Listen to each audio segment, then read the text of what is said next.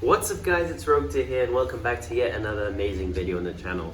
Today I'm going to be showing off a deck I recently picked up and I've been enjoying quite a lot. I feel it's quite versatile, this format, going first or second, so without any further ado, let's get straight to this deck profile. It is of course Plunder Patrol, so starting off with the best Plunder Patrol, we have triple Whitebeard.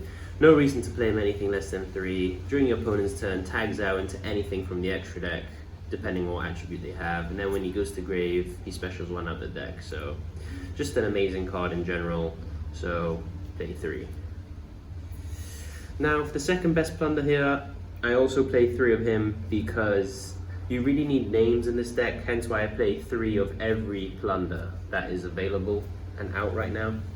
So I play 3 of each because I feel like this deck really needs Plunders in hand to use their effects, and to use your big guys' effects as well. You really need a Plunder in your hand to start off. So that's why I play 3 of each. These cards I believe are actually amazing at 3. This helps you go into Toad combo, these 2 cards. So that's why I play 3 of every Plunder Patrol. I feel like there isn't any reason. You can test with 2, but I feel like at 3 it just gives you a lot more options. That's it for the Plunder cards here. The monsters, and now I'm playing 2 Mathematician. Worst comes to worst, you can always normal him, send your golden hair, and then bring it back, and it's basically just a 1 card link 2 for the Plunder Patrols, which is why I play it. And worst comes to worst, if you're in a top decking situation, yeah, there's a decent amount of attack, so, and he draws a card when he's destroyed by battle.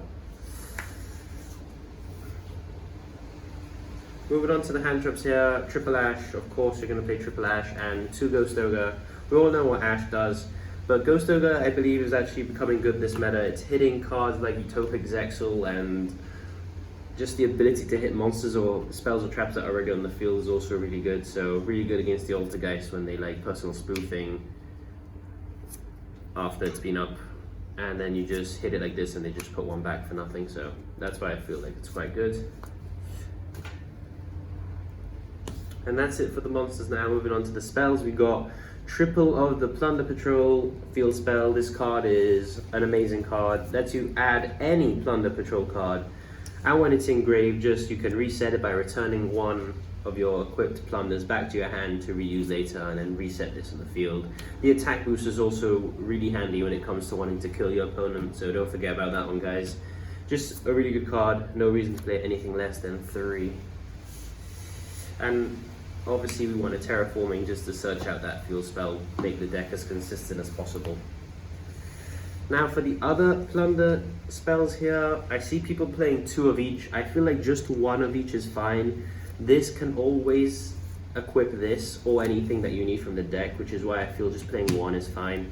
You can also use it as the normal fusion that really never comes up, but you can do, and this is also just, it lets you use your grave. So for example, if you have a Ghost Ogre in your grave, you can use this effect and bring out the fusion of the Plunder Patrol because it's light and gives an attack boost as well, and it cannot be targeted while this card is equipped to it. So I feel like 1 of each is just fine. You might want to try this at 2, but 1 for now has been okay.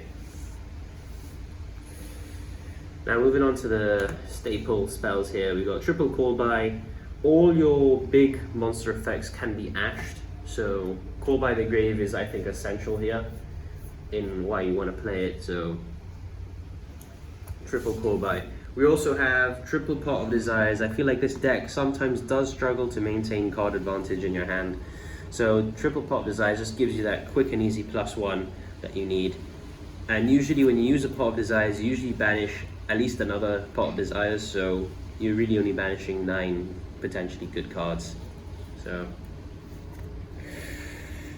and this would be my substitute for what I see people playing. I see people playing Salvage. I just think Pot of Avarice is a better version of it. Yes, you have to target 5 instead of just returning 2 to hand, but this lets you recycle your extra deck and draw 2 cards. So in those grindy games, which can happen a lot with Plunder Patrol, just seeing this card in one of your later turns can actually win you the game itself, because you get to recycle all your resources back.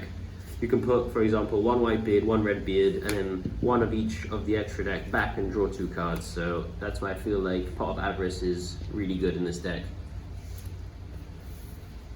And for the last spell here, just to help consistency, we got an Upstart Goblin, just to make this a 39 card deck.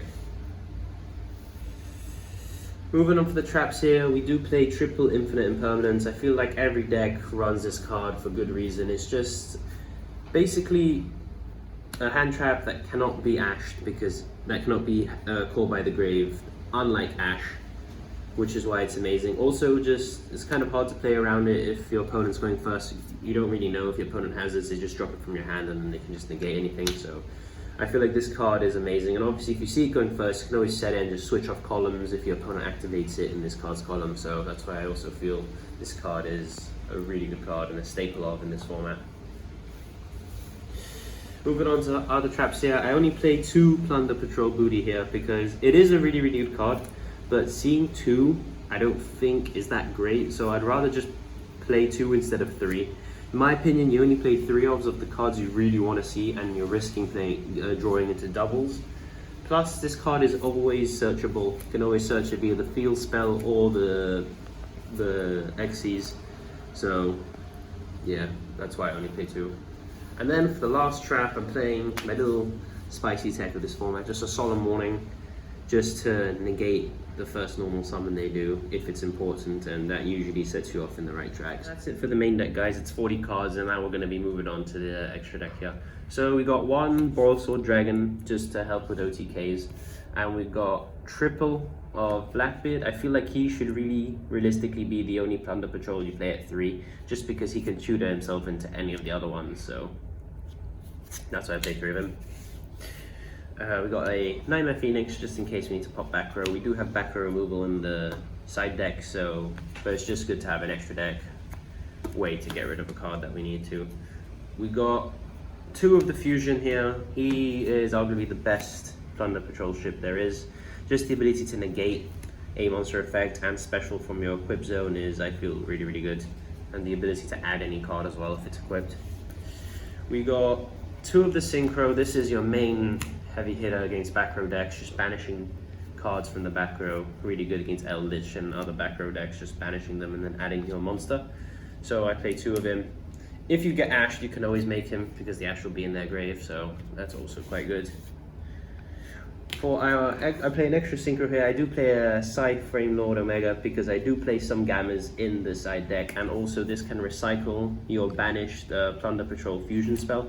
Put that back in the grave, banish it again to re-equip, so then you get to cycle a card out of your opponent's hand. So I just feel he's a really good Synchro that you can play. For the last Plunder ship here, we do have 2 of the Xyz. Really good card, banishes monsters and adds you spells and traps. So against combo decks, this is going to be your main guy as well, instead of your Synchro for the back row decks. So that's why I play 2 of him. You could play 3, but with Pot of Avarice, it just lets you have that versatility. We play 1 Abyss Dweller here. All your Plunder Patrols are level 4, so it's not that hard to make, and they're water, so it gives Abyss Dweller the attack boost. And moving on for our last 2 Xyzs here, we got Bahamut Shark into Toad. So Bahamut Shark to make Toad freely, and then Toad is just a negate. When you negate, always add yourself back a Plunder Patrol monster, because then it will switch on all your extra deck Plunder ships effects, because you'll have a card to discard. So that's it for the deck profile, guys. I hope you guys did enjoy my version of what I believe is a really strong variant of Plunder Patrols. You can obviously change cards, it's always up to preference, but I feel like this is just a really good staple deck list to go off and to try it out for yourselves and improve it. So that's the end of the video, guys. Thanks for watching. It's time! Let's go!